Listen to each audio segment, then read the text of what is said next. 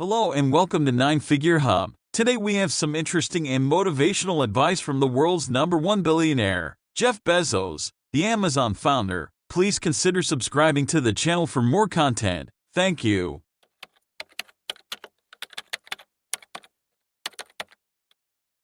You guys will find that you have passions, and having a passion is a gift. I think we all have passions and you don't get to choose them. They pick you, but you have to be alert to them. You have to be looking for them, and when you find your passion, it's a fantastic gift for you because it gives you direction. It gives you purpose. You could have a job where you can have a career, or you can have a calling. And the best thing is to have a calling, and if you find your passion, you will have that, and all your work won't feel like work to you. Many kids and many grown-ups do figure out over time what their passions are, and sometimes we let ours. I don't think it's that hard. I think what happens, though, sometimes is that we let our intellectual selves overrule those passions, and so that's what needs to be guarded against.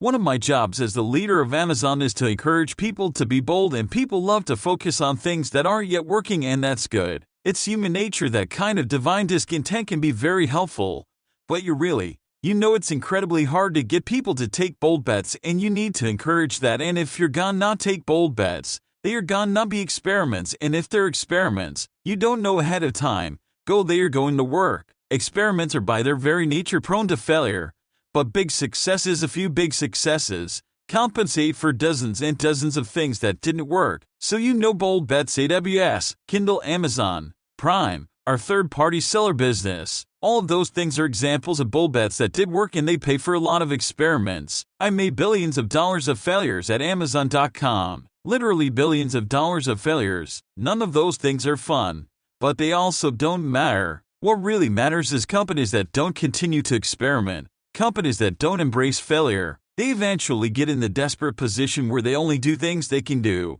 They only bet at the very end of their corporate existence. Whereas companies that have been making bets all along, even if big bets, but not bet the company bets. I don't believe in betting the company. That's when you're desperate. That's the last thing you can do.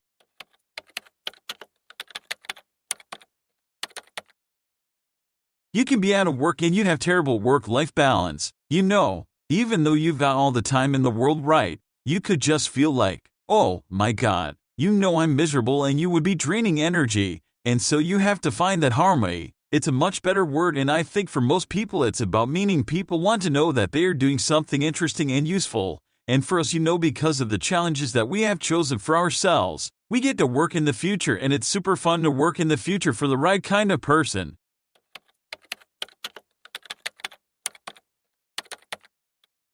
You need to be nimble and robust, so you need to be able to take a punch. And you also need to be quick and innovative and do new things at high speed. That's the best defense against the future, and you have to always be leaning into the future. If you're leaning away from the future is gonna not win every time. Never ever ever lean away from the future.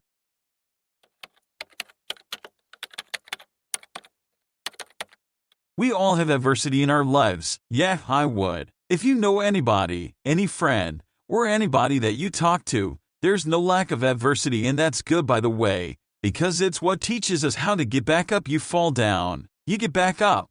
It always happens, and you get certain gifts in life, and you want to take advantage of those. But I guess my advice on adversity and success would be to be proud not of your gifts but of your hard work and your choices. So you may be the kinds of gifts you get light. You might be really good at math. It might be really easy for you. That's the kind of gift. But practicing that math and taking it to the next step, that could be very challenging and hard and take a lot of sweat. That's a choice. You can't really be proud of your gifts because they were given to you. You can be grateful for them and thankful for them. But your choices, you choose to work hard. You choose to do hard things. Those are choices that you can be proud of.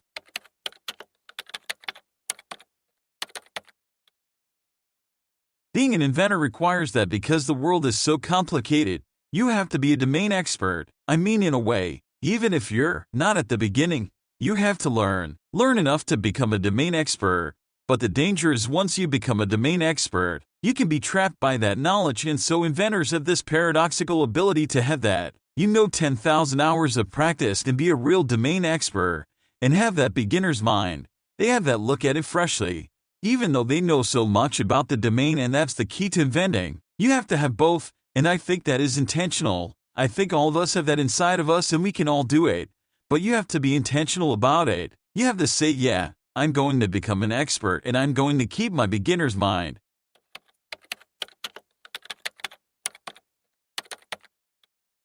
You can't skip steps. You have to put one foot in front of the other things that take time. There are no shortcuts, but you want to do those steps with passion and ferocity.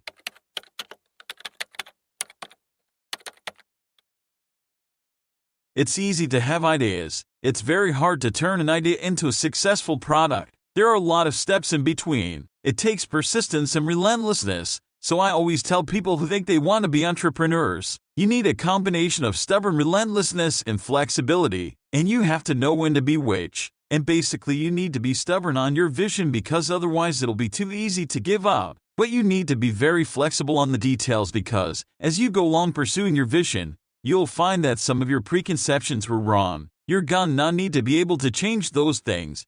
So I think taking an idea successfully all the way to the market and turning it into a real product that people care about and that really improves people's lives is a lot of hard work.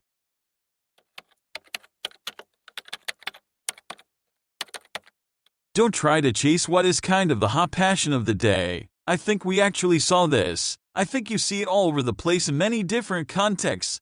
But I think we saw it in the internet world quite a bit, where it's sort of the peak of the sort of internet. Mania in say 1999. You found people who were very passionate, something they kind of left that job and decided I'm gonna could do something on the internet, because it was almost like the 1849 gold rush. In a way, you find that people, if you go back and study the history of the 1849 gold rush, you find that everybody who was within shouting distance of California was, they might have been a doctor, but they quit being a doctor and they started panning for gold, and that almost never works. And even if it does work, according to some metric, financial success or whatever it might be, I suspect it leaves you ultimately unsatisfied. So you really need to be very clear with yourself, and I think one of the best ways to do that is this notion of projecting yourself forward to age 80, looking back on your life and trying to make sure you minimize the number of regrets you have. That works for career decisions. It works for family decisions. Do